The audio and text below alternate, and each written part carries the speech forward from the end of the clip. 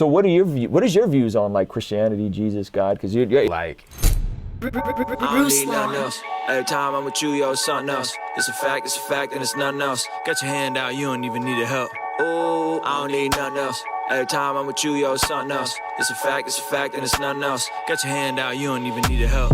Ooh, That's right. I don't need nothing else. That's right. King's Dream Entertainment. I believe there are people in my life who I have no reason to trust that they're going to do the right thing. mm-hmm. I'll tell you about them off the record. That I have faith that they're going to be amazing people and contribute and do great things. No trust. Zero trust. Yeah. Like I wouldn't trust them to watch my kids. But I have the faith and the confidence that they're going to have breakthrough and they're going to do amazing things. And that's so. And when I really started to think about that dynamic, is like it works for God for me, right? But like in relationships, I'm like, hey, bruh, you requiring too much faith. I need some trust. I need the data to create. I need you to establish this thing because you say trust. Why don't you trust me? It's like I do trust you based off of the level of trust that makes sense. Like what you want me to do is have faith in you, and I don't know if I could do that. Yeah. So you said you grew up Christian? Yeah. So what is your views on like Christianity, Jesus, God? Because you're asking amazing questions. So you sound, and just from knowing you and watching your temperament, knowing the value that you put out there, clearly a lot like Wendy Day, you have a strong like Jesus ethos to you. And is that from I'm assuming your childhood, your parents? Oh man, you trying to get me in trouble with my parents? I don't know fully how to answer that. But yeah, I mean, definitely family and environment and you know, church is definitely like was a part of that. A lot of questioning. I have another thing. Like it's weird to me how like some people never question God, because to me questions are how you become closer to just anybody in a relationship. How do I get closer to you if I don't ever ask you questions? Yep. You know, I got a bunch of questions for God that I'll tell you about when we go to get this burrito.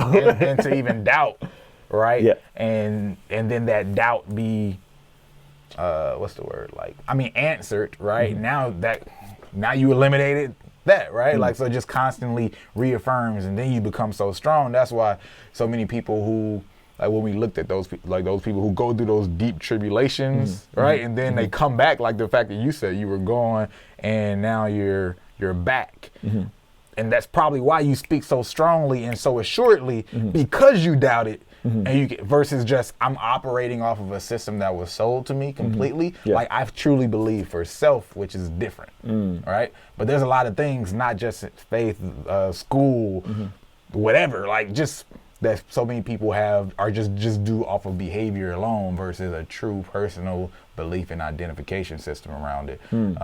But for me, a lot of it has come through that process. Started when kid, but like I was fortunately, like I was always given like it's about my relationship. Right. And even to the point where they'll get used against you. It's like, hey, what you mean? Like you, I don't care what you say, Mom. This is between me and him. you know what I mean? Like so I got maybe taught a little differently than where sometimes those stereotypes and things that you hear, like I'm like, where do you hear those almost? You know what I mean? Like, because I've like in my personal, I never really ran into those. Yeah, that's good. That's good. So you would, I still identify as a Christian, or you're not sure personally, or you're kind of still figuring it out? I mean, sometimes, honestly, there's like all these specifics to Christianity that I'm like not aware of. Usually I would just say I'm a Christian, but then it seems maybe lazy. When it seems like there's additional answers. I mean, like additional rules to the club that I'm not aware of. That's a good way. That's such a good way to describe it. He's like, yo, I know I had to. Did you hear Trevor Noah's thing on the Breakfast Club about God? I I don't know. I gotta play it for you. I watched Trevor Noah interviews, cold. so I probably saw. I might have forgot, but like, yeah, I don't know, man. He was like, Charlemagne the God was like, yo, well, what about hell? What about this and this and that? And he was just like, look, man, like if you want to pull up to the club in flip flops and wonder why you can't get in, like, don't be mad at God. I thought that was such a good way to illustrate that. My man, Blessing Report, he just said, but questions and doubts are very different. I can have a lot of questions, but never doubt. I can doubt and never have any true questions, and that's called disbelief.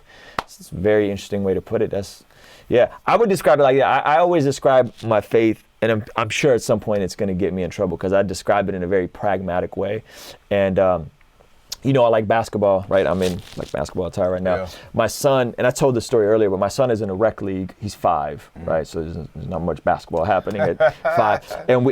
But their age is 4 to 7 in this Saturday morning team, and I coach it. Just Coach Kareem, and what we do is we do a bunch of drills with them, very basic dribble, shoot, right? Dribble, shoot, very simple stuff. And some of the kids are more advanced than other kids, obviously, because of size and age. And Levi's right in that middle, in between phase. And we separate them at the end, and we have like a hoop that's like 7 feet tall, and then we have a rim we put on top of the smaller hoop. Remember those?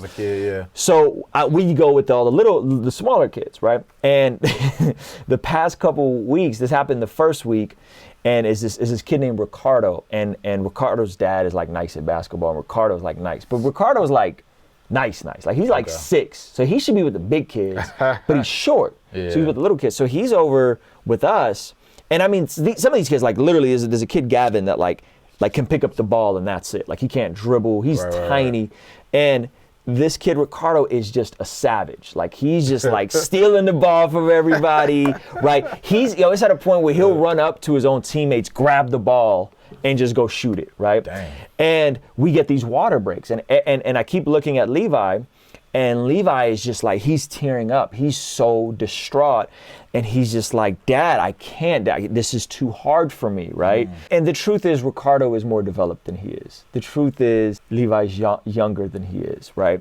Ricardo is more coordinated than him. And in between these water breaks, I keep grabbing him, and I grab him. I'm like, you can do this. Like you can steal the ball from that kid. I need you to get aggressive and go in. And I'm supposed to be impartial, by the way. I'm a coach, but this is like I'm having these like really intense moments with him, right?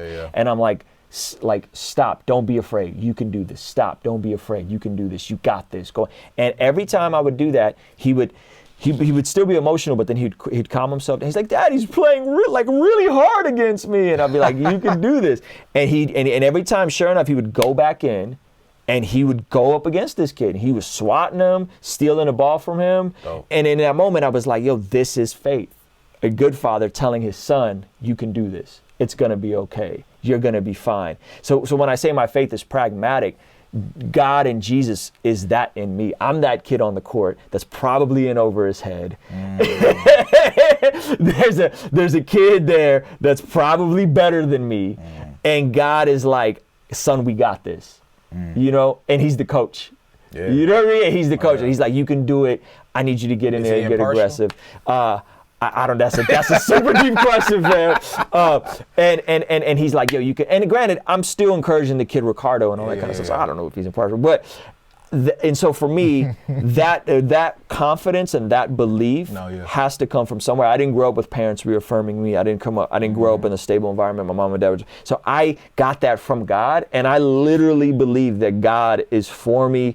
That He is going to bless me. He's going to empower me. I wake up every morning. I listen to Fred Hammond. I do my affirmations. I say my scriptures. Fred Hammond, Kurt Franklin, and like I program myself in this faith, and it becomes tangible and it becomes real. I think it makes sense, and I feel, and I have an experience, as an emotional experience, and so that's just the easiest way I can describe my faith, like is that metaphor. And it's a flawed metaphor, and some of you guys are going to leave comments about this and say, but God's you know what I mean? Like He's not a coach and it's not basketball. That's the way it makes sense to me, and it's made more and more sense that way the more I became a father. You know what I mean? The more I've had a kid, I became a father. My views of everything. You have a real-time metaphor. I have a real-time active metaphor, and Levi, my love for Levi is unconditional. I will never stop loving him. I will never denounce him. I will never. Now, he might grow up and make some stupid decisions, but that doesn't change the fact that he is forever my blood. He is forever my son. You know what I'm saying? And I think it's the same way with kids and you know, us and being children of God.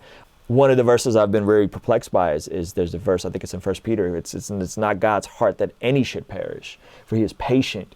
You know what I mean? Like, God doesn't want anybody to perish. God wants all of his kids. There's the story of the prodigal son that goes away and wiles out, and then the father comes and greets him and brings him in and makes him a son again. And he just wanted to work in the pig farm. If I could just go work, well, he left the pig farm and he said, if I could just go work on my dad's farm, I'll be, you know, at least I'll have more food. And his dad welcomed him back as a son. You know what I mean? So like, I think that very tangible father-son thing is what my faith looks like. And somebody said, make sure he's having fun. Yeah, he's having fun, bro. He's having fun. He just discovered Michael Jordan recently, so it's all basketball all the time.